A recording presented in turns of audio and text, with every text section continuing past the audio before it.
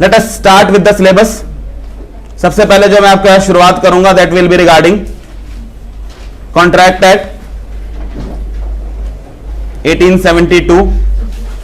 ये बात मैंने आपके साथ क्लियर कर ली कि अगर आप इंडियन कॉन्ट्रैक्ट एक्ट 1872 की बात करते हैं तो इंडियन कॉन्ट्रैक्ट एक्ट 1872 के अंदर हमने पूरी स्कीम ऑफ एक्ट हमने कवर कर रखी है। जो जनरल प्रिंसिपल्स है 1 से लेकर 75 ये हम कवर कर चुके हैं। ये मैं इस अजम्पशन है बेटा आगे पढ़ाऊंगा आप लोगों को कि आपको ये आता है। मैं ये मानता हूं ये अजम्पशन है, जितना भी अब आपको आता है वो आता है। मैं जहां जरूरत पड़ेगी दोबारा रिवाइज कराने की वहां करा दूंगा। बाकी आई एम स्टिल होपफुल कि इतने बुरे हालात नहीं होंगे कि अगर मैं आपको ऑफर और एक्सेप्टेंस की डेफिनेशन पूछूंगा तो आप मेरे पास जिज्ञासा भरी निगाहों से घूरेंगे कि सर ये क्या होता है। इतना आप लोगों को याद होगा, इससे ज्यादा मुझे जरूरत भी नहीं है आप लोगों से इसके नॉलेज की। जहां जरूरत पड़ेगी आई विल मेक श्योर, मुझे मालूम है भूल चुकी होगी, वहां मैं वो चीज रिवाइज करा दूंगा। 3 चैप्टर की अगर हम बात करें तो हमने बात करी कि इंडेमनिटी गारंटी है, इसके अंदर एक बेलमेंट प्लेज है एंड कॉन्ट्रैक्ट्स ऑफ एजेंसी है। मैं इंडेमनिटी गारंटी से शुरू नहीं कर रहा, I am starting with bailment and pledge. थोड़ा सा आसान है as compare to the rest two, तो थोड़ा आसान चीज से शुरू की जाता है। वैसे अभी हम फाउंडेशन के भूत से उतरे नहीं है, अभी तो छुट्टी के मूड में था, नींद से उठा के बुला लिया गया आप लोगों को यहां से। तो कोशिश यही की जाती है कि थोड़ा बहुत जब तक आप नींद में आए थोड़ा आसान टॉपिक करा लिया जाए। अगर हम बेलमेंट की बात करते हैं तो bailment and pledge covered under section 148 to section 181। Sir section number याद करने हैं, केस के नाम याद करने हैं, ये सारी बातें हमें पता हैं, इसलिए हम कोई मन में ऐसे भाव ना रखें कि सेक्शन नंबर नहीं लिखते हैं तो मार्क्स नहीं आते या मार्क्स नहीं कटते। आपको पता है क्या रियलिटी है। सेक्शन नंबर याद करने हैं, डेफिनेशन भी याद करनी है, केस लॉ भी याद करने हैं, क्लास में याद हो जाएंगे, पेपर तक याद नहीं रहेंगे। वो बात हम सारे पहले करके देख चुके। क्लास में हमें सब आता होता है, क्लास के बाद हमें कुछ नहीं आता होता है। पेपर में हम जाते तो फिर वैसी हालत में है जैसा हमने स्टार्टिंग में हम शुरुआत करते हैं कि आधा भगवान भरोसे आधा टूटा फूटा याद करके। इस बार तो फिर भी आपको छुट्टी मिल गई थी, अगली बार कोई ऐसी उम्मीद ना रखें। एक छुट्टी में पेपर देना है, सिलेबस सारा का सारा कवर करना है, तो आखिरी दिन मुझे लंबी चौड़ी आपसे उम्मीद नहीं होती, आप सिलेबस ही कवर कर लें, बहुत बड़ी बात है। हाँ, जो इंपॉर्टेंट सेक्शन नंबर है वो याद रखने पड़ते हैं और वो आपको याद हो भी जाते हैं। ऐसा नहीं है कि इंपॉर्टेंट सेक्शन नंबर याद नहीं रहते। चलिए let us start with bailment की डेफिनेशन, मीनिंग ऑफ बेलमेंट से शुरू करते हैं। नोट्स मिल चुके हैं? बोलो उनको बाहर। हाँ जी, लॉ के पेपर में कैलकुलेटर पढ़ सकती है। कुछ बेटा आगे क्वेश्चंस आएंगे जहां आपको 2.5% सीएसआर में देना होता है, कुछ होता है, वहां पेपर में हो सकता है वो आपसे इस तरह क्वेश्चन पूछ ले कि सीएसआर कंट्रीब्यूशन कितनी है, वहां एक बड़ी संकट आ जाएगा। आपका 42 करोड़ कुछ आया पड़ा होगा, उसका 2.5% निकाला होगा, वो आपसे निकलेगा नहीं, क्योंकि आप लोग कैलकुलेटर यूज कर करके इतने आदी हो चुके हैं कैलकुलेटर के कि अब आपसे उसके बिना काम नहीं होता। तो कैलकुलेटर ले जाइएगा, लॉ के पेपर में कई बार क्वेश्चन आ जाता है कुछ इस तरह का कि जरूरत पड़ जाती है कैलकुलेटर की वहां आपको। मीन्स ऑफ बेलमेंट की बात करते हैं। Bailment is defined under section 148। 148 में इसकी डेफिनेशन है। Before I go to the theoretical definition, let's understand what a bailment is through a diagrammatic presentation. Bear with me for 1 minute, diagrammatic presentation आपको बनानी पड़ेगी। अगेन ये बात बताने की जरूरत नहीं है, अलग से रजिस्टर बनाना पड़ेगा आपको जिसके अंदर अकाउंट्स टैक्स ये नहीं घुसेगा, स्ट्रिक्टली प्रोहिबिटेड। खासकर पीछे वाले पेजों पे, पीछे वाले पेज सिर्फ और सिर्फ लॉ के लिए इस्तेमाल किए जाएंगे, उसमें और कुछ नहीं घुसाना है।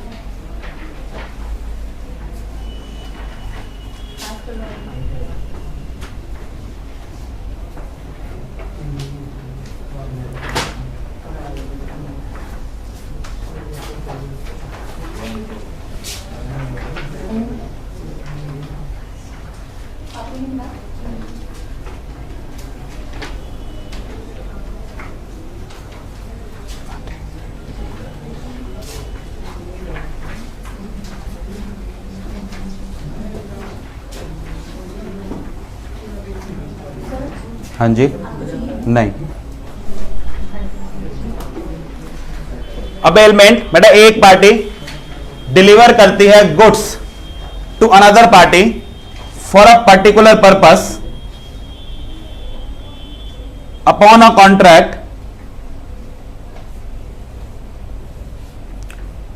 that when purpose is fulfilled, that when the purpose is fulfilled, the goods are returned, goods are returned to the person delivering them.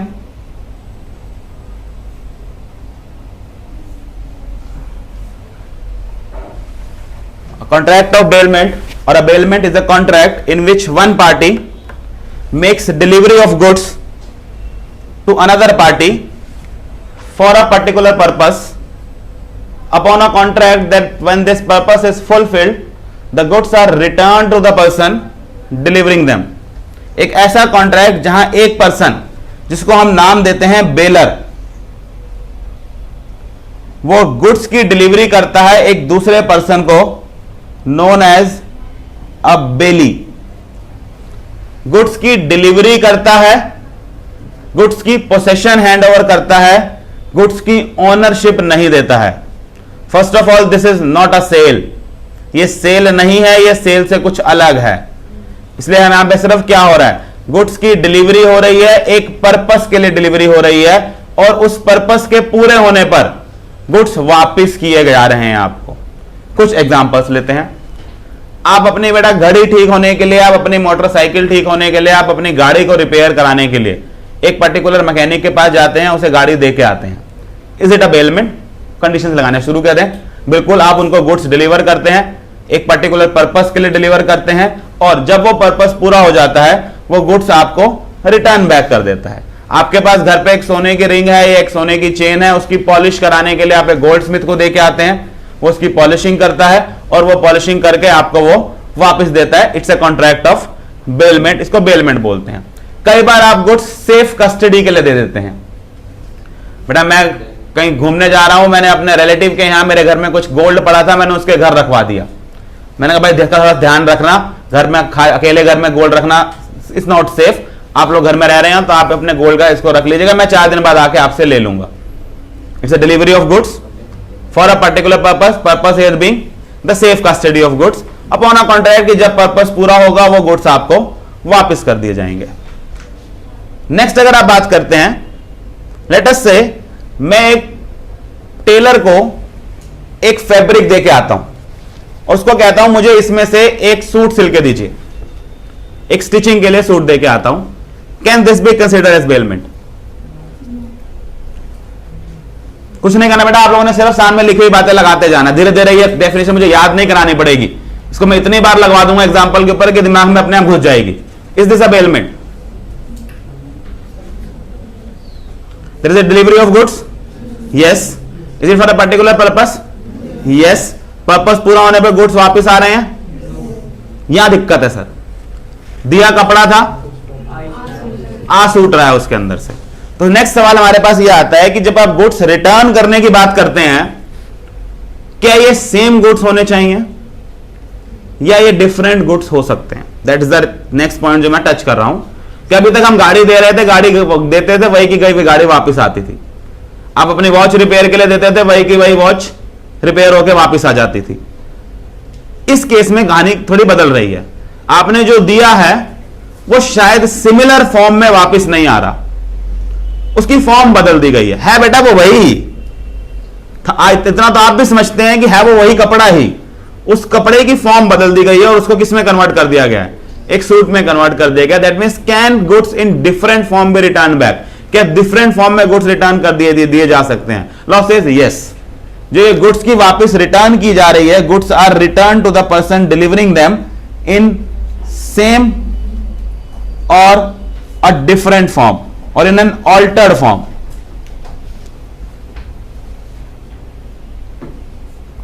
तो जो ये फॉर्म है ये बिल्कुल सेम फॉर्म भी हो सकती है और ये ऑल्टर्ड फॉर्म भी हो सकती है। गुड्स की ऑल्टरेशन की जाए, उसके अंदर की फॉर्म बदल दी जाए।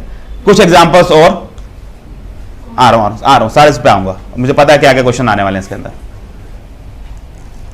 आप लोग एक गेहूं का बोरी एक आटे की पीसने वाली चक्की पे लेके आते हैं। आई अंडरस्टैंड, आई बिलीव आपको पता है आटे पीसने की चक्की होती है। दिल्ली वाले बच्चों को तो थोड़ा सा कम होगा, बाहर वालों को तो पता ही होता है। आधे लड़कों ने तो आधी जिंदगी आटे पिसवाए और किया गया इन्होंने। तो ये जो गेहूं की बोरी है बेटा, ये आप दे के आए, to convert it into flour, आटा में कन्वर्ट करने के लिए। Is this a bailment? क्या अबेलमेंट है कॉन्ट्रैक्ट में आता है? Yes, you have delivered goods, goods will be returned back same form in an altered form. आपको समझ आ रहा है कि उसी में से ही उसकी ऑल्टरेशन फॉर्म में है। मेरा एक फ्रेंड है, वो मेरे से आता है और गाड़ी बोरो करके ले जाता है। कहता है भाई मुझे एक शादी है, तेरे पास 7 सीटर गाड़ी है, मुझे पूरी फैमिली को जाना है, तो मेरी गाड़ी में 7 लोग नहीं आ सकते, वो छोटी नॉर्मल गाड़ी है 4 लोगों वाली, तो एक रात के लिए गाड़ी मुझे उधार दे दे। करते हैं बेटा फ्रेंड्स। मैंने कहा ले जा भाई, गाड़ी खड़ी है 7 सीटर, ले गया वो गाड़ी। नेक्स्ट डे ही comes back, returns me the car. Is this a bailment? Yes. बेटा नेक्स्ट दिन वो मुझे छोटी गाड़ी वापस करता है। Altered form? Is it an altered form? I wanted to check कि ऑल्टर्ड फॉर्म का मीनिंग समझ आ रहा है कि नहीं।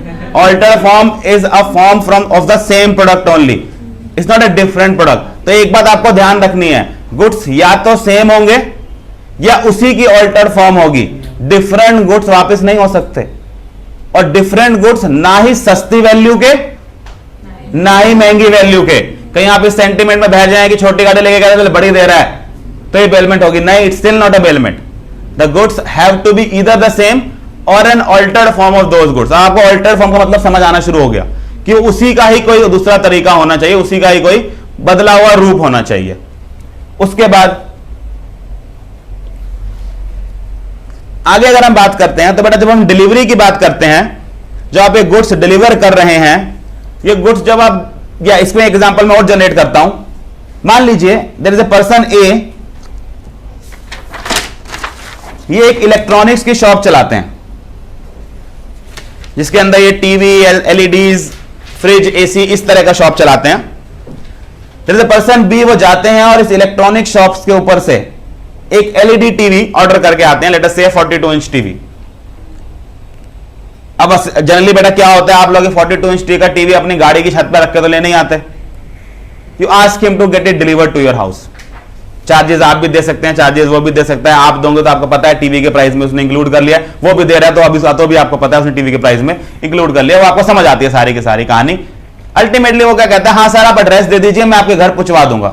यूजुअली दुकानदार यही करते हैं, वो कभी आपको नहीं कहते जाओ बाहर रिक्शा ढूंढो लदवा लो, वो जिम्मेवारी उठाते हैं, उनके पास रोज का काम हो। कहते हैं हाँ सर अभी रिक्शा वाला आएगा थोड़ी देर में, कोई टेम्पो वाला आएगा, मैं आपके घर छुड़वा दूंगा। और आप कहते हैं ठीक है 2-4 घंटे में छुड़वा देना मेरे घर। उसके बाद क्या होता है, पहले बात है बेटा जो ये ट्रांजैक्शन हुई ए और बी के बीच में, is this a bailment? No, this is a sale. This is a sale. आप समझते हैं सेल में ओनरशिप ट्रांसफर होती है, this is a sale. A ने क्या जिम्मेवारी उठाई, ए ने जिम्मेवारी उठाई कि ये गुड्स बी के घर पहुंचाएगा। इसके लिए बेटा ए ने एक सी ट्रांसपोर्टर को, अच्छा नाम देते हैं रिक्शा वाले को, कि एक ट्रांसपोर्टर को बुलाया उसने और क्या कहा कि इस गुड्स को उठाइए और जाकर मिस्टर बी के घर छोड़ आइए। फाइनल बड़ा रिक्शा वाले ने सामान लादा और इसको जाके बी के घर छोड़ने के लिए चल पड़ा।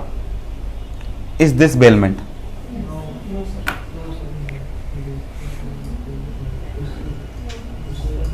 Is this bailment? अब यहां से गाने द्वारा शुरू हो रही है हमारे पास। ए ने बेटा सी को गुड्स हैंड ओवर किए। मैंने ये कभी नहीं कहा था जो गुड्स हैंड ओवर हो रहे हो वो आपके खुद के होने चाहिए। Let's be very realistic about it. इसलिए ये सवाल मत पूछेगा सर बी ने गुड्स खरीद लिए हैं, और दूसरी बात आप ये भी समझते बेटा गुड्स खरीद लिया तो प्रॉपर्टी ट्रांसफर हुई है कि नहीं, वो अलग कहानी है। आधी जिंदगी खराब करी थी हमने इसके पीछे कि प्रॉपर्टी कब ट्रांसफर होती है, तो वो अलग कहानी होती है, आई नहीं रहा गुड्स किसके हैं। फिलहाल मुझे एक चीज समझ आ रही है कि ए ने गुड्स हैंड ओवर तो किए हैं सी को, अब पर्टिकुलर पर्पस के लिए भी किए हैं, एक जगह दूसरी जगह ट्रांसपोर्ट करने के लिए। अब समस्या कहां से खड़ी हो रही है, ये वापस नहीं आ रहे सर।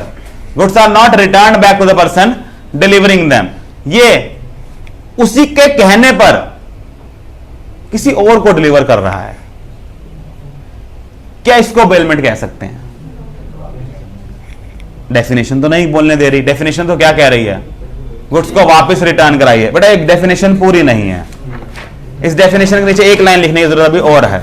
उन्होंने क्या लिखा, when the purpose is fulfilled the goods are returned to the person delivering them in same form or altered form or are disposed of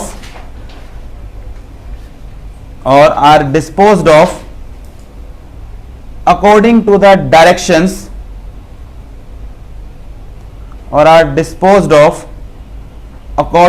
directions of the person delivering them.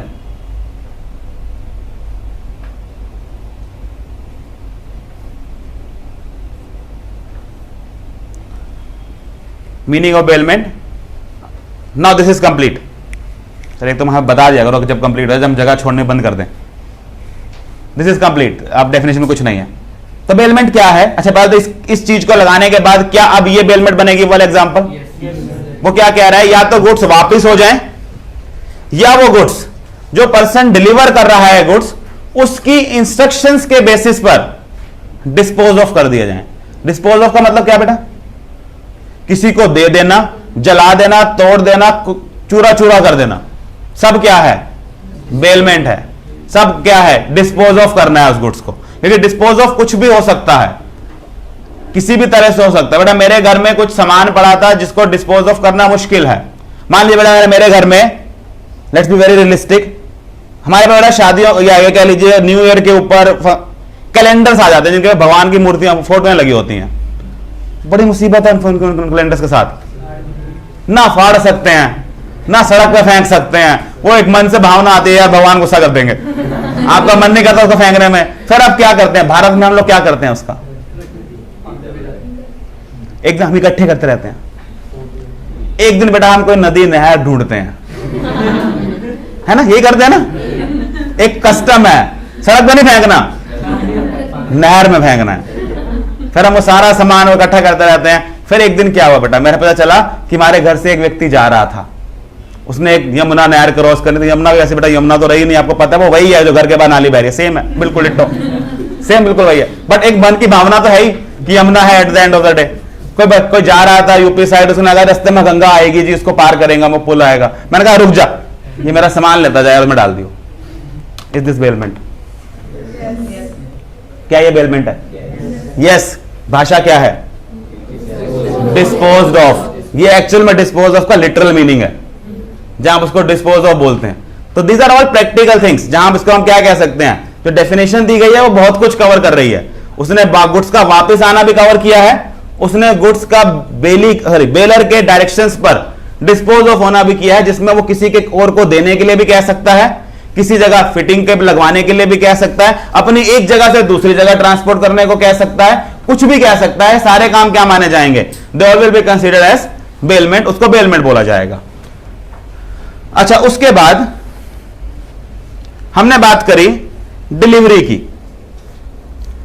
एक एक word पे आते हैं जरा धीरे धीरे. अभी तक हम सिर्फ इन वर्ड्स को एक्सप्लेन कर पाए हैं. The goods are returned to the person delivering them in the same or altered form or are disposed of according to the directions of the person delivering them. Next हम आते हैं delivery क्या होती है. What do you mean by delivery? Delivery होती क्या है? बेटा लॉ ने कहना शुरू किया. अच्छा ये बात तो हम पढ़ के आए हुए हैं, सेल्स ऑफ गुड्स एक्ट, वहां पर बकायदा डिलीवरी के बारे में जिक्र किए गए थे. डिलीवरी तीन तरह की होती है, एक्चुअल डिलीवरी, कंस्ट्रक्टिव डिलीवरी. वही बातें उसने दोबारा रिपीट करी हैं. उन्होंने कहा जी डिलीवरी प्रैक्टिकली दो तरह की होती है, एक एक्चुअल डिलीवरी होती है और एक कंस्ट्रक्टिव डिलीवरी होती है. अगर आप सिंबॉलिक डिलीवरी का बेटा बात करें, वो एक्चुअल में कंस्ट्रक्टिव डिलीवरी का एक तरीका ही होती है. अगर आप समझें तो मैं फाउंडेशन में इसलिए नहीं बोलता था क्योंकि आपका मटेरियल मुझे बोलने नहीं देता था, ऐसा मैं अननेसेसरी कंफ्यूज नहीं करना चाहता. वहां हम तीन तरह की पढ़ के आए थे.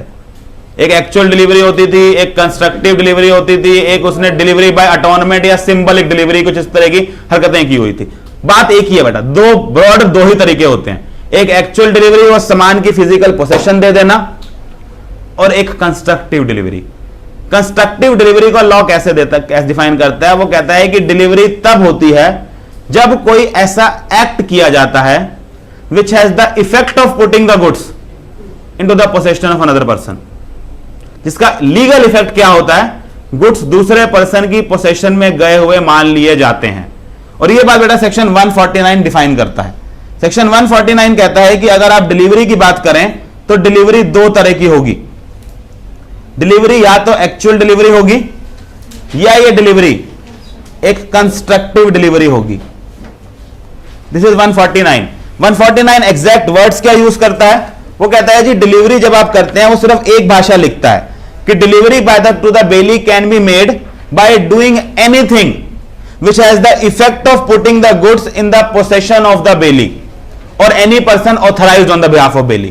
ठीक है, ऐसा जरूरी नहीं है बेली को दें, बेली का कोई एजेंट भी डिलीवरी ले सकता है। तो 149 ने एग्जैक्ट वर्ड्स क्या यूज किए, 149 ने एग्जैक्ट वर्ड्स यूज किए कि डिलीवरी होती क्या है, डिलीवरी के अंदर वो सारे एक्ट्स कवर्ड होते हैं, या डिलीवरी कैन बी मेड और may be made by doing anything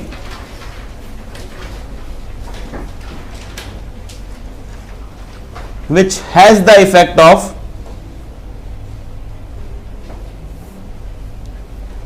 the effect of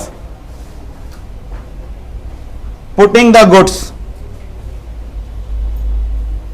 in the possession of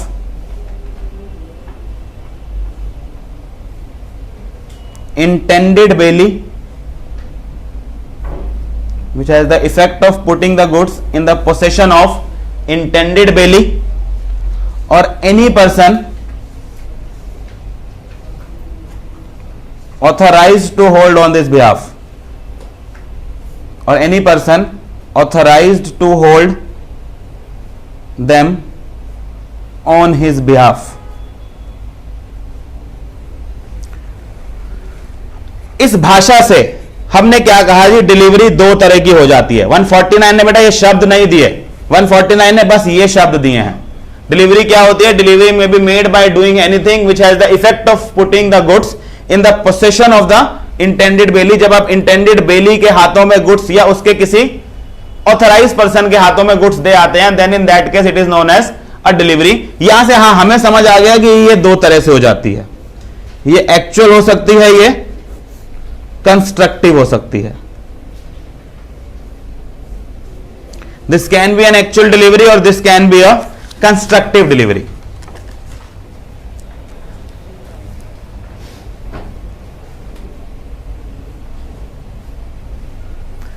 constructive में आप समझते हैं एग्जाम्पल किस तरह के आएंगे, सामान आ रहा था, उसकी रेलवे रिसीट दे देना,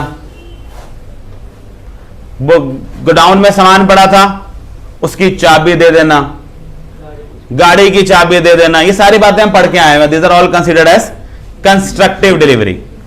अच्छा एक चीज बताते हैं, एक चीज समझते हैं। मान लीजिए बेटा एक पर्सन ए है, मुझे पहले कंस्ट्रक्टिव डिलीवरी बताना जरूरी था उसके लिए। इसने बैंक से एक लोन लेना है, ठीक है, इसने बैंक के पास गया और उससे एक लोन लेना था, और बैंक ने पूछा जी आप लोन के बदले सिक्योरिटी क्या रखेंगे, और इसने क्या कहा मेरे गोडाउन में कुछ गुड्स पड़े हैं, उन गुड्स को मैं गिरवी रखना चाहूंगा।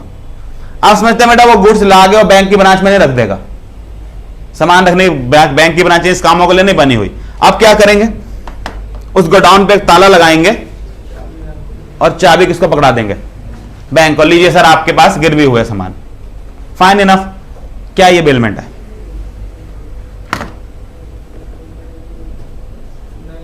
क्या सामान सिक्योरिटी में रखना बेलमेंट है?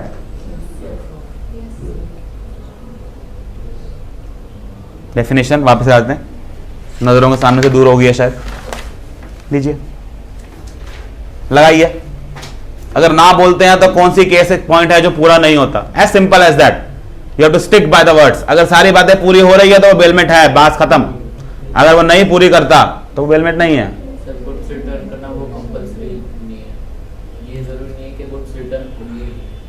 बेटा वो तो कहीं भी नहीं है। आप, मैं ये कोट सिलने देने का आया था, मैं इसके पैसे नहीं दूंगा तो वो तो ये भी नहीं देगा मुझे, सीधी सी बात है ना। अगर पैसा यही क्राइटेरिया है फिर तो कोई भी चीज बेलमेंट नहीं है, क्योंकि पैसा ना देने पर तो पैसा सामान तो कहीं भी वापस नहीं मिलने वाला। क्या ये बेलमेंट है? Yes, this is a bailment. यहां पर्पस क्या है? सिक्योर अ लोन। तो सर अगर हम ऐसे मनी डिपॉजिट करें बैंक में, वो भी आ रहा हूं, अभी उस पर भी आ रहा हूं। अभी मनी बैंक में डिपॉजिट करने, मैं तो अभी लोन पे आया हूं कि आपने क्या किया, उसकी एक चाबी दे दी। क्या ये बेलमेंट है? Yes, this is a bailment. Purpose being securing A loan, यानी कि बैंक को दी हुई सिक्योरिटीज क्या बेलमेंट होती हैं? यस, बेलमेंट होती हैं। यहां से बेटा एक बात और उठ के आती है, एक ऐसी बेलमेंट जिसका पर्पस सिक्योरिटी देना होता है लोन को, that bailment is known as a pledge. इसलिए बेलमेंट एंड प्लेज चैप्टर का नाम है। प्लेज कुछ अलग नहीं है, प्लेज एक स्पेसिफिक फॉर्म ऑफ बेलमेंट है। बेलमेंट 1000 पर्पस के लिए हो सकती है, उसमें से एक पर्टिकुलर पर्पस के लिए की गई बेलमेंट क्या कहलाती है? प्लेज कहलाती है। और वो पर्टिकुलर पर्पस क्या है? कॉन्ट्रैक्ट की परफॉर्मेंस सिक्योर करना या मनी की रिपेमेंट सिक्योर करना। इसको हम क्या कहते हैं आम भाषा में? जब आप सिक्योरिटी के फॉर्म में गुड्स देते हैं तो उसको हम क्या कहते हैं? That is known as pledge. और प्लेज करते ही बेटा उसको हमने पार्टीज का नाम बदल दिया। Pledge is also known under the law as a pawn. This person is known as a pawnor, this person known as the pawnee, pledger, pledgee. तो बेलमेंट की अगर आप बात करें तो pledge is also a kind of bailment. ये भी एक बेलमेंट है, सिर्फ एक स्पेसिफिक पर्पस के लिए की गई बेलमेंट है। बाकी क्या मैं प्लेजर को बेलर बुला सकता हूं? Yes, a pledger in sense is a bailor only. General term के हिसाब से करेंगे तो he is a kind of bailor. ऐसे ही अगर आप प्लेजी की बात करेंगे तो yes, first of all he is a bailee, after that he becomes a pledgee, because purpose है कौन सा है? सिक्योरिंग ऑफ लोन है या परफॉर्मेंस ऑफ कॉन्ट्रैक्ट है, इसलिए हम उसको क्या कहते हैं? This is प्लेजी। This is the kind of thing जो हमने यहां कवर करनी थी। नेक्स्ट बात अगर मैं यहां आऊं, यही बैंक इसी से लोन लेना था। इस बैंक को बेटा इस बार मैंने गोडाउन की चाबी देने की बजाय अपने या गोडाउन में रखे हुए गुड्स को ताला लगा के चाबी देने की बजाय अपने घर के कागज पकड़ा दिए। ज्यादातर यही होता है, घर के कागज पकड़ा दिए और कहा जी इसके बदले मुझे लोन दे दो। Is this bailment? Is this bailment? पक्का?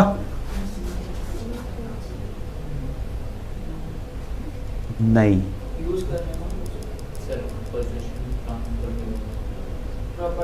क्योंकि जो आप दे रहे हैं वो गुड्स है ही नहीं। मुझे पता था अभी तक गुड्स का मतलब दिमाग में घूम रहा है, अब गुड्स का मतलब पर फोकस करना जरूरी है। ये गुड्स नहीं है, ये इमूवेबल प्रॉपर्टी दी जा रही है। सर कागज दे रहे हैं, वो कागज के बदले लोन दे रहा है? नहीं, वो पहले भी चाबी के बदले लोन नहीं दे रहा था कि मुझे चाबियां अच्छी लगती हैं चाबी दे जाओ। नहीं, उस चाबी के पीछे छुपे हुए सेंस थी कुछ। वो छुपे हुए चीज पीछे क्या थी? गुड्स, मूवेबल प्रॉपर्टी थी। अब इस कागज के छुपी हुई चीज क्या है? Immovable property, not bailment. Bailment सिर्फ गुड्स से डील करता है। अलग से लिखा था बेटा इस बात को मैंने। इट्स ए डिलीवरी, अगले पॉइंट पे आ चुका हूं मैं डिलीवरी छोड़ के। We are talking about delivery किस चीज की करनी है। It has to be goods. Goods कहां डिफाइंड था? Sales of goods act. अभी तो महीना भी नहीं हुआ पेपर दिए हुए, डेफिनेशन आ जानी चाहिए तुम्हारी तरफ से। क्या होता है गुड्स?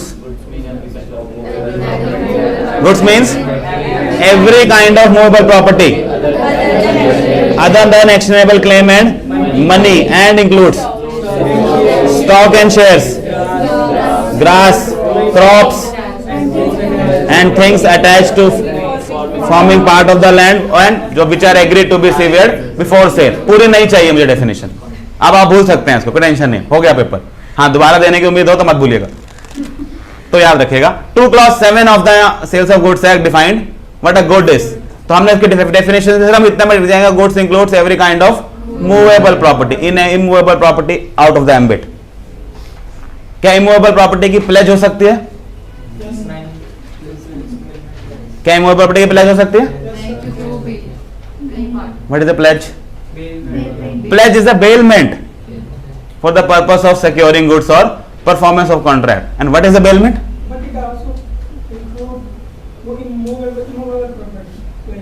कैसे? मैं तो बेटा लॉ पे चल रहा हूं, मैं दुनियादारी की बात ही नहीं कर रहा। आप कह रहे हो सर लोन लेते हैं बाहर दुनिया लोग कागज देके, मैं कह रहा हूं प्लेज की डेफिनेशन उठा ले बस। प्लेज क्या है? बेलमेंट है, किसी पर्टिकुलर पर्पस के लिए की गई बेलमेंट। और पर्टिकुलर पर्पस क्या है? सिक्योर करना गुड्स को। फिर मैंने कहा फिर बेलमेंट क्या होती है? आप अपने मुंह से बोलते हैं डिलीवरी ऑफ गुड्स। फिर मैंने कहा गुड्स क्या होता है? फिर आप 2 clause 7 डिफाइन कर देते हैं, वहां लिखा हुआ जाता है मूवेबल प्रॉपर्टी। काम खराब हो जाता है सारा का सारा। आप समझेंगे कुछ नहीं है बेटा, डेफिनेशन एक के साथ एक जुड़ी हुई है। शुरू आप बेलमेंट से करते हैं, हर शब्द में से शब्द निकालते चले जाते हैं। बेलमेंट से आप गुड्स पे आते हैं, गुड्स से आप कहां चले जाते हैं? मूवेबल प्रॉपर्टी पे। सर फिर ये जो दुनिया में लोन ले रहे हैं ये क्या है? ये प्लेज नहीं है? नहीं, ये प्लेज नहीं है बेटा। जब आप मार्केट में लोन लेते हैं और सिक्योरिटी देते हैं, वो 3 तरह की होती है। वो मूवेबल प्रॉपर्टी पर की सिक्योरिटी भी हो सकती है, वो इमूवेबल प्रॉपर्टी की सिक्योरिटी भी हो सकती है। मैं इसलिए कवर करा रहा हूं ये कि क्योंकि ये अब मुझे कहीं ना कहीं कवर आगे कराना ही है, तो एक ब्रीफ आइडिया मैं ले लेता हूं। जब आप प्रॉपर्टी को गिरवी रखते हैं, लॉ उसको कहता है कि आपने प्रॉपर्टी के ऊपर चार्ज क्रिएट किया है। जितने भी आप सिक्योर्ड लोन्स लेके आते हैं, दो secured loans are charged against a property, तब भी वो सिक्योर्ड होते हैं। किसी ना किसी प्रॉपर्टी के ऊपर वो चार्ज क्रिएट कर रहे थे। इसलिए मैं एक वर्ड आपको बताया था फाउंडेशन में, हम बोलते हैं उसने किसी ना किसी प्रॉपर्टी के ऊपर एनकम्बरेंस क्रिएट किया हुआ होता है, एक भार क्रिएट किया हुआ होता है, और वो प्रॉपर्टी इसके अगेंस्ट हम ये कहते हैं कि इस प्रॉपर्टी के अगेंस्ट सिक्योर्ड है ये लोन। ये जो प्रॉपर्टी है, क्या ये हमेशा इमूवेबल होती है? जिस प्रॉपर्टी के अगेंस्ट लोन लिया जाता है, क्या वो हमेशा इमूवेबल होती है? नहीं। अभी देखा हमने गुड्स के अगेंस्ट लोन ले रहे थे हम बैठ के, दैट मींस ये जो प्रॉपर्टी है ये मूवेबल भी हो सकती है, ये प्रॉपर्टी इमूवेबल भी हो सकती है। अच्छा, मूवेबल प्रॉपर्टी के साथ बेटा एक समस्या है, ये ना बड़ी इजीली ऐसे उठा के सामने वाले को दे दी जाती है, और इसलिए इमूवेबल प्रॉपर्टी में एक दिक्कत आती है। इमूवेबल प्रॉपर्टी के अगेंस्ट जब आप लोन लेते हैं ना, इमूवेबल प्रॉपर्टी के अगेंस्ट लोन दो तरीके से हो जाता है। एक, जब वो प्रॉपर्टी आपके पास पड़ी होती है, यूज आप कर रहे होते हैं, लेकिन तब भी लोन होता है। एक, जब आप प्रॉपर्टी उसको दे आते हैं। सर प्रॉपर्टी उसको दे आते हैं तो मुझे समझ आता है, हमने गोल्ड, हमारे पास गोल्ड था, हमने गोल्ड बैंक को दिया, गोल्ड के बदले लोन आ गया, गोल्ड लोन। क्लासिक एग्जांपल, जहां प्रॉपर्टी उसको दे के आए, it's a delivery of goods, it's a pledge, definition पूरा करता है। आप गोल्ड दे के आए, उसके बदले लोन लेके आए, it's A bailment, it's a delivery of goods for a particular purpose, securing of loan, and it's a bailment. बेटा मैंने कार का लोन लिया, कुछ अंतर समझ आएगा। मैनेजर चलाता है कार, गाड़ी नहीं, गाड़ी तो मैं चलाता हूं, बेलमेंट है।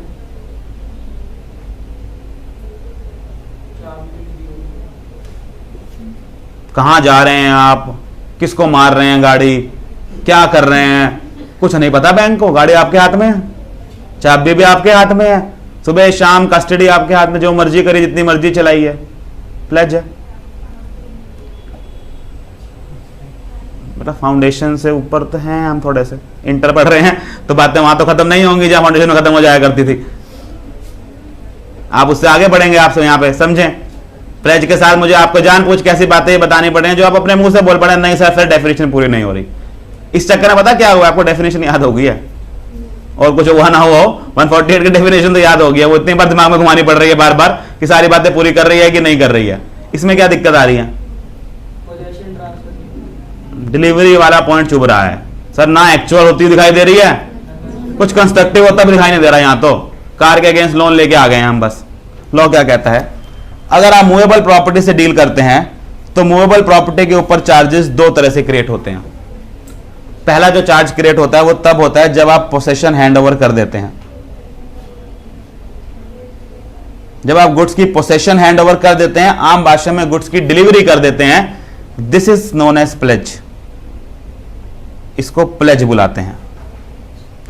जब आप गुड्स की पोसेशन को रिटेन करते हैं, यानी कि गुड्स की पोसेशन आपके हाथ में होती है, टेक्निकली डिलीवरी नहीं हुई होती है, पोसेशन आप रखते हैं गुड्स की। Car loan, this is known by a word called hypothecation. कभी बेटा कार लोन लिया हो, किसी के घर में कार लोन पे हो, घर जाइएगा, उसकी आरसी उठाइएगा, उस आरसी के ऊपर लिखा होगा hypothecated with XYZ bank. Hypothecated is the correct word for this word. हम लोग मार्केट में सब में क्या कह देते हैं, गिरवी रखी हुई है। बड़ा आसान वर्ड है, गोल्ड भी गिरवी होता है, गाड़ी भी गिरवी होती है, प्रॉपर्टी भी गिरवी होती है। कानून ऐसा नहीं बोलता बेटा, कानून ने सबको अलग अलग नाम दिया है। उसने एक को नाम दिया है प्लेज। जब आप मूवेबल प्रॉपर्टी की के अगेंस्ट ही चार्ज क्रिएट कर रहे होते हैं, लेकिन पोसेशन भी रिटेन करके बैठे होते हैं, उसको क्या कह रहा है वो, हाइपोथिकेशन। और फिर आता है बेटा इमूवेबल प्रॉपर्टी। इमूवेबल प्रॉपर्टी में क्या पोसेशन कभी हैंड ओवर की जाती है? कभी सुना है बैंक के मैनेजरों कहा है कि आज से मेरे घर में रहो आके और लोन आज के बदले दे दो? कभी भी ऐसा नहीं होता। इमूवेबल प्रॉपर्टीज की पोसेशन कभी भी नहीं दी जाती।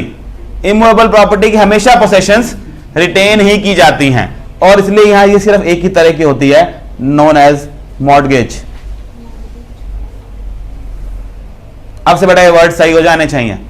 देयर आर 3 वर्ड्स जो यूज किए जाते हैं, one is a pledge, another one is a hypothecation and third one is a mortgage. तीनों में भावना एक ही होती है, कुछ चीज को सिक्योर करके लोन लिया जा रहा था। All 3 are types of creating charges.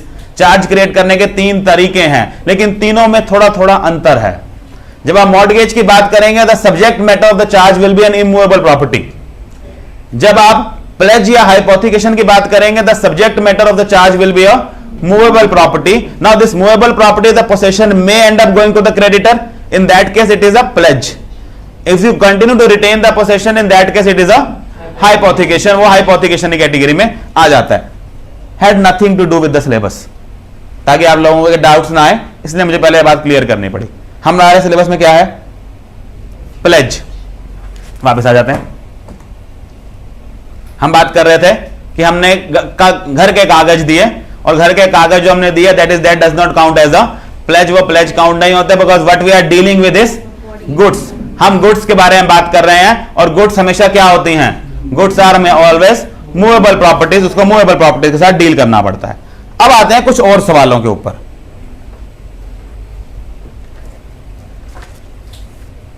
इन्होंने एक सवाल पूछा था 5 मिनट पहले, सर बैंक के अंदर गए और बैंक के अंदर कैश डिपॉजिट कराया, खाते में पैसे जमा कराए, आम भाषा में बेलमेट।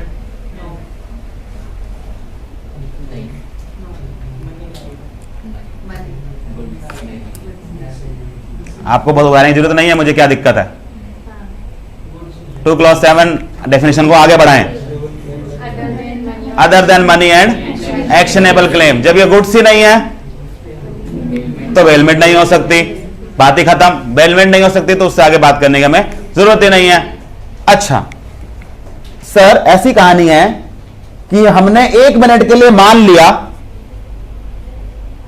कि मनी गुड्स होती है। बेटा मैं प्रैक्टिकली बताऊं, फीलिंग तो वो गुड्स वाली देती है। ये तो 2 क्लॉज 7 है जो समस्या क्रिएट करके बैठा हुआ है। जेब में एक्चुअल में गुड्स तो वही दिखते हैं, सबसे कॉमनली यूज होने वाली चीज भी वही है। एक्चुअल में फीलिंग तो कुछ वही देती है। ये बाकी सब चीजें फालतू हो गई हैं। है तो बेटा at the end of the day hard cash हाथ में सब कुछ, लेकिन समस्या क्या है?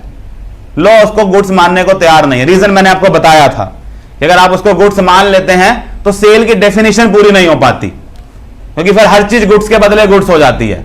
इसलिए मनी को हमने मीडियम ऑफ एक्सचेंज बनाया ताकि हम ये कह सकें कि गुड्स की सेल जब आप करते हैं, गुड्स की ओनरशिप ट्रांसफर करते हैं इन रिटर्न ऑफ मनी, तो वो सेल होती है। और गुड्स के बदले जब गुड्स मिलता है वो क्या होता है? बार्टर होता है। अगर हम मनी को बाहर ना करते, everything would have been barter, क्योंकि फिर सब कुछ ही बार्टर था। क्योंकि मनी हद से हद क्या होता है, किसी को कुछ देते हो सामने से पैसे दे देता, पैसे भी गुड्स ही थे, तो फिर क्या होता? सब कुछ बार्टर था। सेल ऑफ एक्ट बनाने की जरूरत है, क्योंकि सेल होनी नहीं तो सेल ऑफ गुड्स एक्ट ही ना बनता। इसलिए पहले सेल्स ऑफ गुड्स एक्ट ने अपने अस्तित्व बचाए रखने के लिए क्या किया? गुड्स की डेफिनेशन बदली। उन्होंने कहा मेरी जरूरत तब पड़ेगी जब पहले मनी बाहर होगी। मनी बाहर होगी तो कुछ सेल बनेगा, और कुछ सेल बनेगा तो सेल ऑफ गुड्स एक्ट उसके ऊपर लगना शुरू होगा। इसलिए आप समझेंगे गुड्स की डेफिनेशन भी कहां दी हुई है? सेल्स ऑफ गुड्स एक्ट में ही दी हुई है, ताकि आप उससे पहले मनी को वहां से बाहर करें। इसलिए कैश डिपॉजिट कराना बैंक के अंदर is not at all bailment, because money is not goods. Let us से बेटा, वो इंस्टीट्यूट ने आपसे एक पार्ट भी पूछता है, एज्यूमिंग मनी इज गुड्स। मान लेते हैं 5 मिनट के लिए, आज से 6 महीने पहले तक भी तो मानते ही थे कि मनी गुड्स होती है। 6 महीने में तो क्रांतिकारी परिवर्तन आया है कि आपने बोलना शुरू कर दिया कि मनी गुड्स नहीं होती है। मान लेते हैं मनी गुड्स थी, वापस भूल जाते हैं 2 क्लॉज 7 को। अब क्या?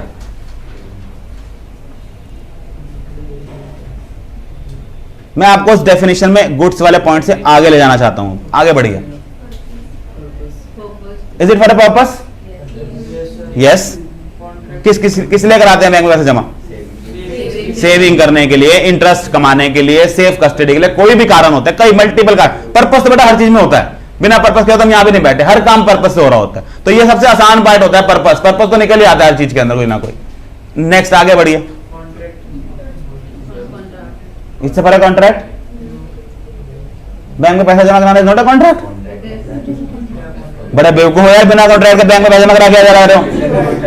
पता नहीं किसके सहारे जाके जमा कराया जा रहा है, कौन देगा पैसे वापस, भाग गया रातों रात उठ के इस दिन। तो there is a contract, it's a contract. और क्या है, वहां पैसा दे के आते हैं, वो प्रॉमिस करते हैं जिस दिन कहोगे ऑन डिमांड वापस करूंगा, इंटरेस्ट भी दूंगा इसके ऊपर। कितना बड़ा पोथा साइन कराता है अकाउंट खोलने से पहले, कॉन्ट्रैक्ट तो कर रहा है, कर क्या रहा है आपके साथ वो, it's a contract at the end of the day. Next,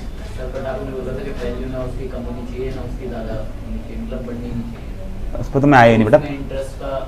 हाँ तो वो पैसा तो वापस आएगा, तो सेम चीज का एक्सटेंशन। क्यों, किसने कहा बढ़ के आएगा, वो वाला तो आएगा, वो तो अलग से आ रहा है ना। मैं आपको बताता हूँ बेटा, आपने गाड़ी वापस करी थी, उसने जब गाड़ी वापस करनी शुरू करी, उस गाड़ी में 2 टायर नीचे पीछे डिक्की में नए रखवा दिया, आप क्या कहोगे, बेलमेंट खत्म हो गई, साथ में 1 टायर एक्स्ट्रा आ गया, 4 टायर वाली दी थी, 5 टायर वाली वापस आ रही है। बेलमेंट हो सकती है, क्यों नहीं हो सकती, तो थोड़ा सा इंटरेस्ट साथ में आ रहा है तो क्या समस्या है, आने दीजिए, कम से कम वो गुड्स तो वापस आ रहे हैं। बताइए, मनी अगर गुड्स के डेफिनेशन में होती तो क्या बेलमेंट होती। बेटा मैं प्रैक्टिकली आपका दिमाग चलाना चाहता हूं, क्योंकि आप कोई सवाल की लिमिट नहीं है, वो क्या पूछ ले वहां पे, चलाना सीखिए दिमाग। आप उस लेवल में आ गए कि आप भाषा पढ़ जाते हैं और भाषा को अप्लाई करना सीखिए। पहले फाउंडेशन में उसका पर्पस भाषाएं याद कराना होता था, वो बेलमेंट की डेफिनेशन नहीं पूछेगा। मैं लिख के दे सकता हूं ये बात आपको, बेलमेंट डेफिनेशन नहीं आएगी पेपर में, केस स्टडी ही आएगी और कोई चारा नहीं है। इसलिए मैं पूछना चाहता हूं कि अगर वो बोल देता है कि मनी गुड्स हैं, अब क्या बेलमेंट है, सेम गुड्स वापस आ रहे हैं।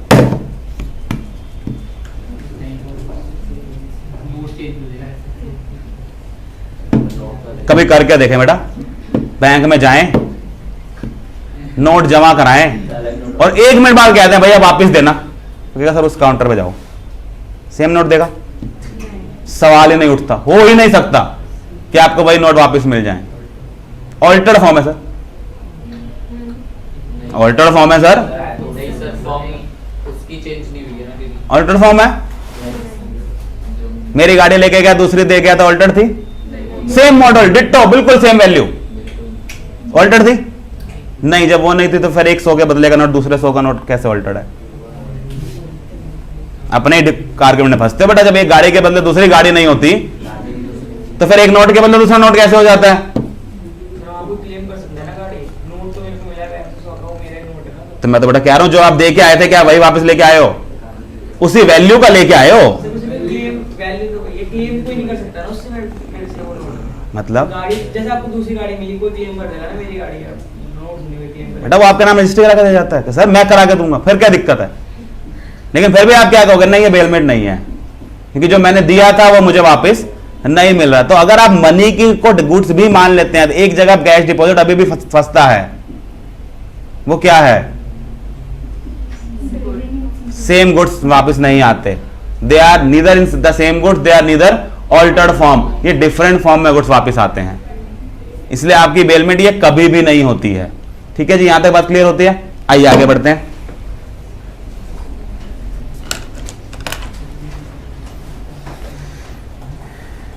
बेटा एक पर्सन ए है,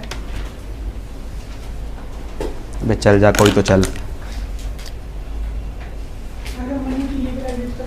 हाँ जी मतलब बेटा वो मनी ही नहीं है, दिस इज नॉट मनी। 500 का पुराना नोट इज नॉट मनी, वो आप मुझे दोगे रखने के लिए, दैट इज बेलमेंट, बिल्कुल बेलमेंट है। वो गुड्स जब मनी कैटेगरी से बाहर हो गई, दैट इज बेलमेंट। आ रहा हूं, मुझे पता था लॉकर आएगा बीच में, आ रहा हूं, आऊंगा अभी लॉकर पे भी आ रहा हूं, खत्म थोड़ी ना हो जाए क्लास अभी। बट एक पर्सन ए है, ये अपनी गाड़ी से ड्राइव कर अपनी फैमिली के साथ एक फ्राइडे इवनिंग को, सैटरडे इवनिंग को एक मूवी देखने जाता है। एक मॉल में जाता है बेटा मूवी देखने के लिए। मॉल के अंदर पार्किंग के अंदर एक 50 रुपए की टिकट लगती है, गाड़ी पार्किंग में लगाता है, गाड़ी को लॉक करता है, 3 घंटे मूवी देखता है, उसके बाद खाना खाता है, 5 घंटे बाद वापस आता है। क्या ये 5 घंटे में जब इसने गाड़ी दी थी, दिस बेलमेंट?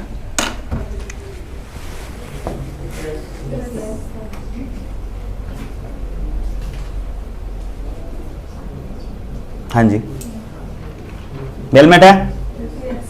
सब प्रैक्टिकल एग्जांपल है, कोई इधर उधर की फालतू बातें नहीं। सुबह से शाम तक कर रहे हैं, पार्किंग में गाड़ी खड़ा करना बेलमेंट होता है।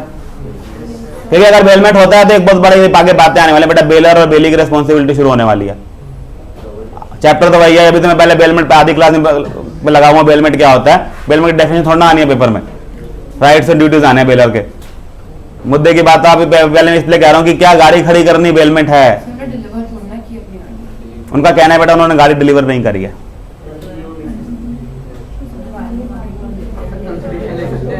उन्होंने कहा है कि वो अपनी गाड़ी डिलीवर करके नहीं आए। क्यों नहीं डिलीवर करके आए?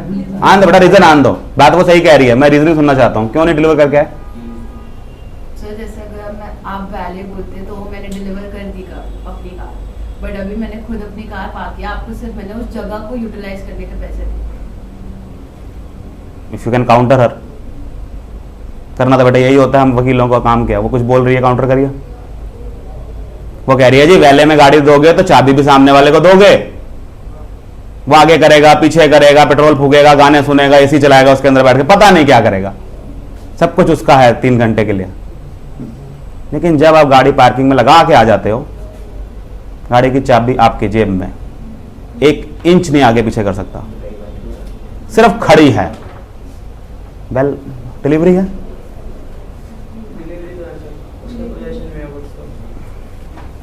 अब मैं बेटा एक बार और इंट्रोड्यूस कर देता हूं, पोसेशन एंड कस्टडी। कस्टडी में है पोसेशन में? जब तक कस्टडी वर्ड नहीं पता था तो पोसेशन में थी, अब एक अच्छा बेटर वर्ड मेरे सामने आ गया तो अब ये कस्टडी लग रही है। डिलीवरी ऑफ क्या करनी है बेटा? पोसेशन करनी है। Possession is different from custody. Custody से अंतर होता है। जब आप पार्किंग में गाड़ी लगाते हैं, आप जब चाबी साथ ले जाते हैं, आप उस गुड्स की कस्टडी दे के आते हैं, पोसेशन नहीं दे के आते हैं। वो गुड्स उसके कंट्रोल में नहीं है। इफेक्टिवली अगर आप देखें तो आप जब पार्किंग में 50 रुपए दे रहे हैं, आप गाड़ी उसको बेल नहीं कर रहे हैं, आप एक्चुअल में क्या कर रहे हैं, उस जगह का 5 घंटे का, 2 घंटे का, 3 घंटे का किराया दे रहे हैं। इसलिए कुछ जगहों पर पार्किंग का रेट 20 रुपए पर घंटा होता है। समझ पा रहे हैं? वो किराया है किस चीज का? जगह का।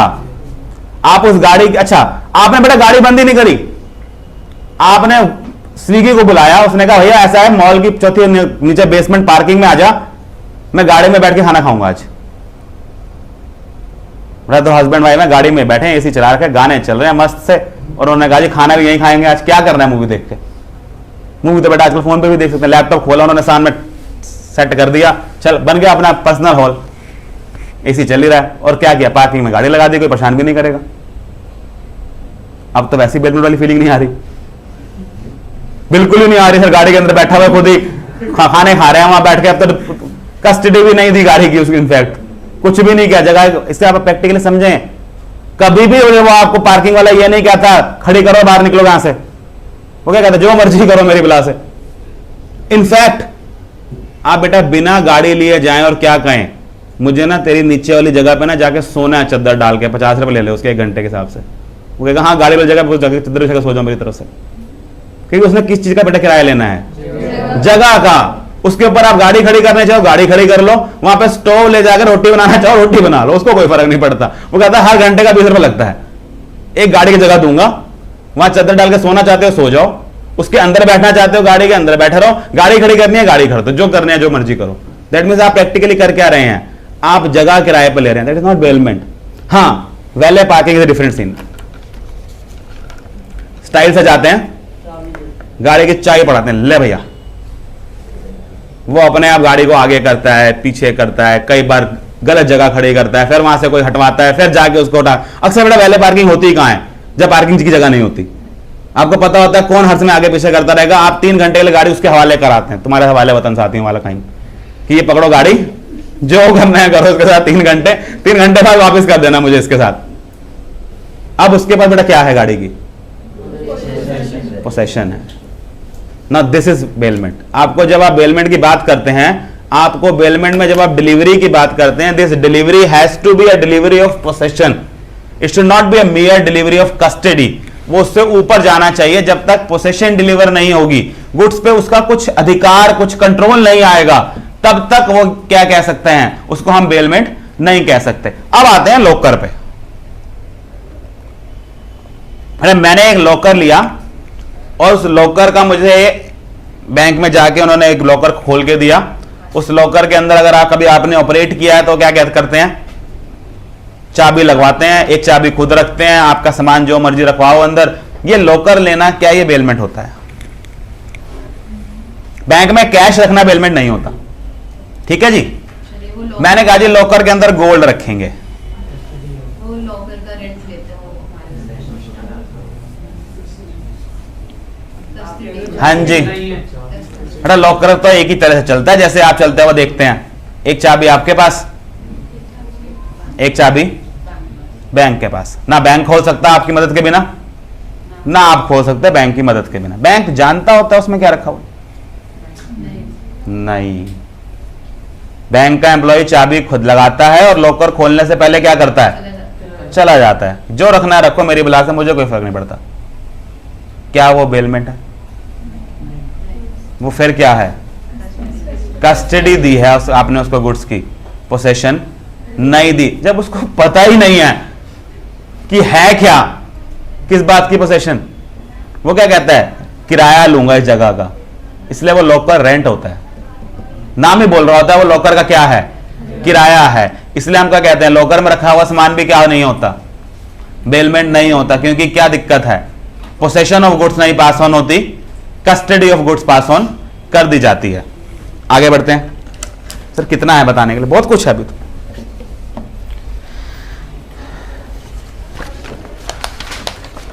अगर मैडम मैं डिफरेंट एग्जांपल्स ऑफ बेलमेंट लूं, डिफरेंट पर्पस ऑफ बेलमेंट लूं, तो हमने यहां पर्पस कई सारे कवर कर दिए। हमने गुड्स देख लिया, पर्टिकुलर पर्पस पे हमारे पर्पस हमने देखे। कई तरह के पर्पस हो सकते हैं जिसके लिए बेलमेंट की जा सकती है। This bailment can be for the purpose of safe custody of goods, this bailment can be for the purpose of repair, this bailment can be for the purpose of securing a loan, this bailment can be for an number of purpose. कोई भी purpose हो सकता है, हर चीज को हम क्या बोलना शुरू कर देंगे, it is known as a bailment. अब इसके नीचे एक कहानी और है।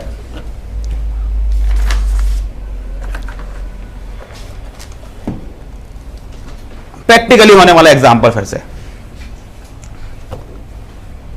बेटा there were two girls A and B. बेटा मार्केट में शॉपिंग करने जाती हैं। शॉपिंग करते करते बेटा उनको एक शॉप से एक पर्टिकुलर ड्रेस पसंद आती है। They go ahead by that particular dress, payment करती हैं और पेमेंट करके उसको कहते हैं भाई ये सामान अपने पास रखो, हमें अभी और शॉपिंग करनी है, वापसी में उठा लेंगे। This is how it happens usually. सामान ढोते थोड़ा जाते सारा सारा, उन दुकानों पे ले लेके छोड़ते जाते हो। एक घर से सीक्वेंस ऑफ इवेंट्स प्लान करके जाते हैं। बेटा प्लानिंग करके जाते हैं लड़कियां शॉपिंग करने, इसलिए मैंने ए और बी लड़कियां रखी हैं। लड़कों के बस का जिंदगी में कुछ नहीं है, वो सिर्फ सामान ढोने के लिए बनाए गए हैं। तो प्लानिंग इनसे सीखें। इनको शॉप का असेंडिंग ऑर्डर पता होता है कि किस शॉप से किस सीक्वेंस में करते हुए जाना है और वापसी में किस सीक्वेंस में सामान उठाते हुए आना है। तो होगा क्या, वापसी में इन्होंने सामान उठाया और गाड़ी में रख के घर आ गए। मेरा सवाल यह है कि क्या जब यह सामान उस शॉपकीपर के पास पड़ा था, क्या यह बेलमेंट थी?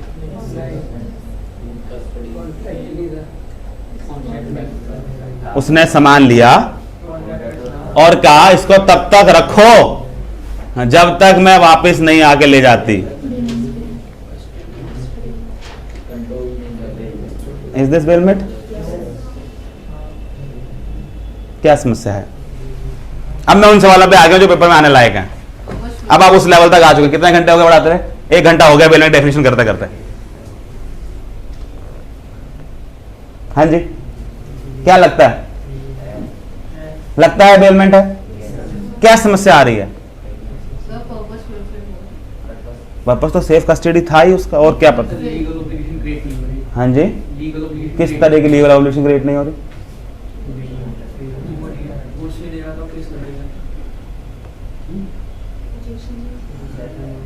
मैं बताऊं मेरा दिक्कत क्या है? डिलीवरी नहीं हो रही। गुड्स पहले भी वहीं खड़े हुए थे, अब भी वहीं के वहीं खड़े हैं, कोई अंतर नहीं आया उसके अंदर। पहले भी दुकान में सजा रखा था, अब सिर्फ हुए क्या है, वो मैडम आई और बोल के चलेगी आज से मेरी हुई गुड्स, अभी वहीं का वहीं खड़ा हुआ है। उस गुड्स को पता ही नहीं चला उसका ऑनर बदल गया। क्या ये बेलमेंट है? डिलीवरी की फीलिंग मिसिंग है, कुछ हुआ ही नहीं। अब बेटा 149 की लैंग्वेज काम करती है। 149 की लैंग्वेज क्या बोलती थी?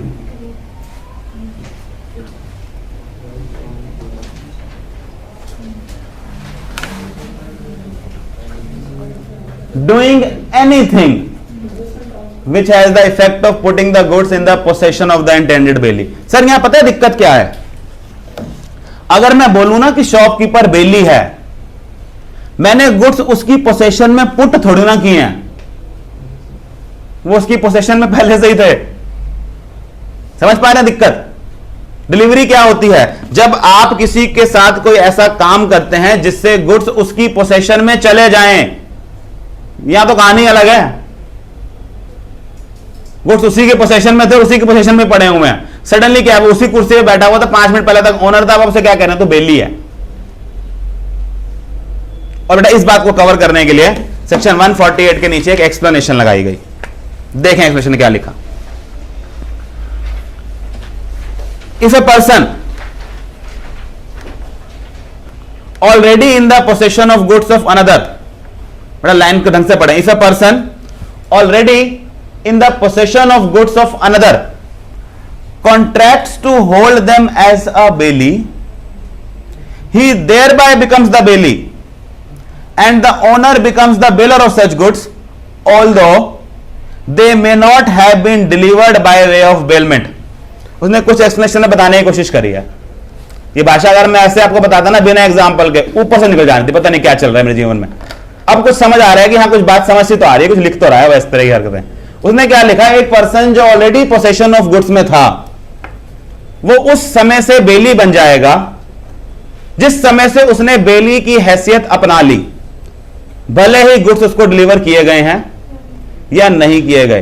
क्लासिक एग्जांपल जो हमारे जगह सेट हो जाता है, वो दुकानदार वहीं बैठा बैठा जहां गुड्स उसके पास ही थे, उसकी पोजीशन क्या बन जाएगी? एक ओनर से बेली की, बिकॉज ऑफ दिस एक्सप्लेनेशन। ये एक्सप्लेनेशन को कहां कवर करेगी? उसको बेलमेंट के डेफिनेशन में कवर करेगी, बिकॉज यहां वो डिलीवरी को बेटा इस वाली डिलीवरी को भी क्या मान रहे हैं? इसको डिलीवरी मान रहे हैं, बिकॉज आप प्रैक्टिकली क्या करने की कोशिश कर रहे हैं? आप उसी की जो हुआ क्या, हमने एक चीज एज्यूम करी कि उसने मुझे गुड्स डिलीवर किए और मैंने इमीडिएटली क्या कर दिया? गुड्स वापस उसको दे दिए कि नहीं नहीं भैया रखो, मैं इसको आके ले जाऊंगी। क्योंकि मैंने भी एग्जांपल क्या किया, सामान वहीं का वहीं खड़ा हुआ है, इसको थोड़ा सा बदल देता हूं। बड़ा उसने सामान उतार कर पैक करके आपके हाथ में पकड़ा दे, लो मैडम आपने थैला वापस हो जाने, भैया रखो। अब फीलिंग आ गई बेलमेंट वाली 1 मिनट के अंदर अंदर, क्योंकि वो थैला हाथ में पकड़ाते हुए दिखना शुरू हो गया हमें। मेरे पहले दिक्कत क्या थी? वो थैला नहीं पकड़ाया जा रहा था, वो सामान वहीं का वहीं खड़ा हुआ था। आपने कहा भैया मेरा हो गया, पेमेंट ये रखो आके ले लूंगा। उसने कहा ठीक है मैडम, तब तक मैं पैक कर दूंगा। उसने कुछ नहीं पैक किया, वहीं कहीं खड़ा हुआ है वो, तब भी क्या है? वो बेलमेंट है। यस बेलमेंट है, बिकॉज एक्सप्लेनेशन इस बात को कवर करती है कि it is covered under definition of a bailment. इसको बेलमेंट के डेफिनेशन में डाला जा सकता है। लास्ट पॉइंट जो मुझे आपके साथ कवर करना है इसमें, दैट इज जो आपकी बेलमेंट है, ये बेलमेंट 2 कैटेगरी में पुट की जा सकती है। It can be a gratuitous bailment, it can be a non gratuitous bailment।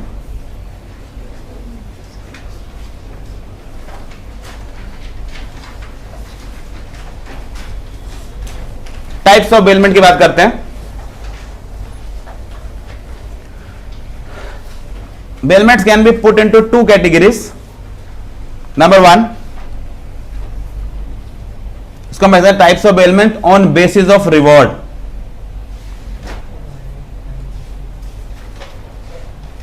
Types of bailment on the basis of reward, it can be put into 2 categories।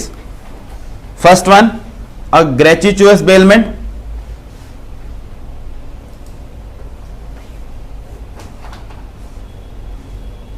and second one, a non gratuitous bailment।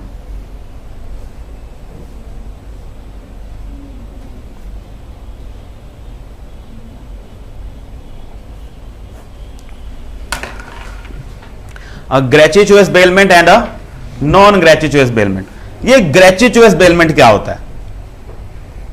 अच्छा, क्या bailment बेटा एक contract होता है? Yes sir, तभी contract add में पढ़ रहे हैं। क्या बेलमेंट के अंदर सारे एसेंशियल्स ऑफ कॉन्ट्रैक्ट होने चाहिए सर? होने चाहिए बेटा। कुछ बेलमेंट्स में ना कंसिडरेशन नहीं होती हैं, एक समस्या है उनके साथ। जैसे कि मेरा फ्रेंड आया, घर से गाड़ी लेके चला गया, उसके बदले कुछ देके गया? कुछ नहीं देके गया। आप क्लास में आए, ना कॉपी ना पेन, साथ वाले के रजिस्टर से 2 पेज फाड़े, पेन भी उससे उधार मांगा। बेलमेंट बेलमेंट है? पेज तो आप वापस करेंगे नहीं, पेन करेंगे तो सर हम वो भी नहीं, लेकिन इंटेंशन तो पहले समय यही थी कि करेंगे। उसने भी इस इंटेंशन से किया था कि वापस मिलेगा, मिलता नहीं बेटा भारत में पेन, बड़ी दिक्कत है। किसी को 2 दफे ढक्कन उतार के दिया करो तो शर्म आती है कि कहाँ लेके जाऊं, वापसी कर देता है वो। तो प्रैक्टिकली आप समझेंगे, गवर्नमेंट ऑफिस में तो पेन बांध रखा होता है उन्होंने धागे के साथ कि लोग उठा के ले जाएंगे। भारत है बेटा, यहाँ पानी के गिलास ही बांध रखने पड़ते हैं हमें, कि उठा के ले जाते हैं लोग। तो आप समझेंगे, पेन आपने साथ वाले अपने फ्रेंड को दे दिया, क्या है वो बेलमेंट है? यस। कुछ देगा उसके बदले? नहीं। मैं बेटा अपने एक फ्रेंड के यहाँ गोल्ड रख के चला गया, गिरवी नहीं मतलब सेफ कस्टडी के लिए, घूमने गया हूं, 4 दिन बाद वापस आऊंगा, पैसे मांगेगा मेरे को उसको रखने के? नहीं। आप समझे, सब बेलमेंट्स हैं लेकिन कंसिडरेशन नहीं है सामने वाली तरफ से। एक बंदा कुछ किया जा रहा है, दूसरा वाला कुछ नहीं कर रहा, लोग कहता है ये स्टिल बेलमेंट है। बिकॉज बेलमेंट 2 कैटेगरी में पुट की जा सकती हैं। Bailment can be a gratuitous one, bailment can be a non gratuitous one. Gratuitous bailment वो होता है जिसमें कंसिडरेशन, रिवॉर्ड मिसिंग होता है, उसमें रिवॉर्ड नहीं होता।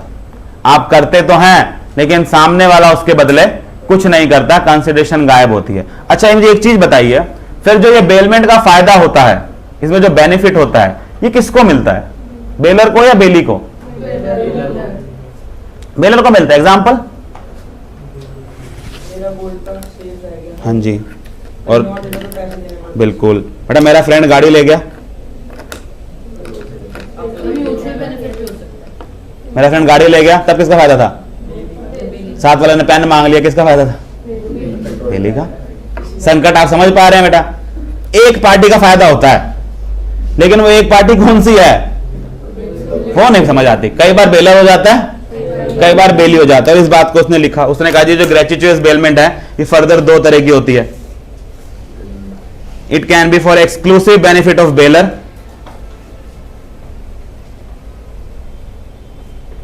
और it can be for exclusive benefit of bailee. ये एक्सक्लूसिव बेनिफिट ऑफ बेलर के लिए हो सकता है, या एक्सक्लूसिव बेनिफिट ऑफ बेली के लिए, but it will be exclusive benefit. एक ही पार्टी का बेनिफिट हो रहा होगा, दोनों का नहीं हो रहा होगा। अगर दोनों का हो रहा है तो फिर आप वहां जा रहे हैं, आप नॉन ग्रेजुएट बेलमेंट कैटेगरी में जाने वाले हैं। एक्सक्लूसिव बेनिफिट ऑफ बेलर के हम एग्जांपल लिख सकते हैं बेटा, सेफ कस्टडी में सामान देना, सिर्फ एक ही बंदे का फायदा हो रहा है जो दे के जा रहा है, bailor. Exclusive benefit of bailee में आप क्या कर सकते हैं? बोरोइंग ऑफ सामान, बोरोइंग ऑफ गुड्स। जब आप किसी से सामान बोरो करते हैं, in that case it is for the exclusive benefit of bailee. Non gratuitous bailment, it is always for mutual benefit of bailor and bailee. It is always for the mutual benefit of bailor and bailee. अच्छा, जब हम mutual benefit की बात करते हैं तो आप समझेंगे बेटा एक आदमी पे कर रहा होगा। म्यूचुअल बेनिफिट में एक आदमी पे कर रहा होगा। जैसे कि मैंने बेटा गाड़ी किराए पे ली, दोस्त से ले ली, और दूसरा केस किराए पे ली। दोनों में अंतर समझ पा रहे हैं? एक ग्रेचुइटस है, एक नॉन ग्रेचुइटस है। दूसरे वाले केस में क्या होगा? पैसा देना पड़ेगा। पहले वाले केस में कुछ नहीं देना पड़ेगा। लेकिन बिल्कुल सेम एग्जांपल है इसके अंदर ही, एक में म्यूचुअल बेनिफिट है, एक में म्यूचुअल बेनिफिट नहीं है। यानी कि पैसे के आते ही क्या हो जाता है?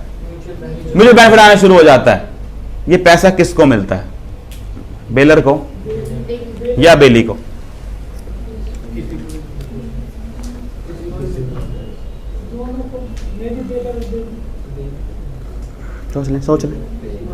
सोच लें, दिमाग चला लें थोड़ा सा। जरूरी है म्यूचुअल बेनिफिट में मनी इन्वॉल्व होगी, बिल्कुल होगी। तभी तो रिवॉर्ड होगा, अदरवाइज कुछ ऐसा हो ही नहीं सकता। सर दोनों को ही मिल सकता है। किसी को भी मिल सकता है बेटा पैसा। आप गाड़ी किराए पर लेके आए, आप क्या हुए? बेली। पैसा किसको मिल रहा है? बेलर को। आप बेटा सूट सिलना दे के आए, आप क्या हैं? बेलर।